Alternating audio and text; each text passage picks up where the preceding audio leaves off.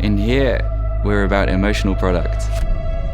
And here we're about bringing the thing that makes us tick, the thing that drives us every day into reality. In bringing across emotions to the people out there.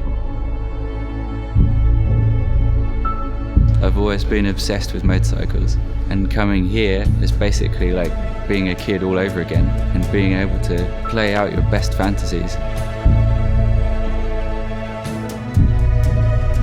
Everything starts with just a micro sketch, an idea put it on the paper.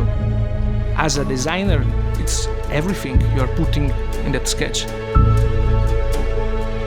And Autodesk with Photoshop and Alias is just the kick to make it happen.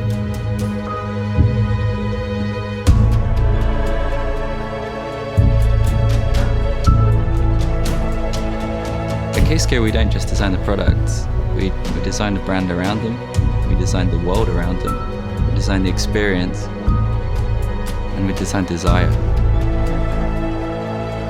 We have so many tools that we use along this process. None of those tools stall the designer in the progress. They all allow the designer to be free, to push their feelings and emotions out there.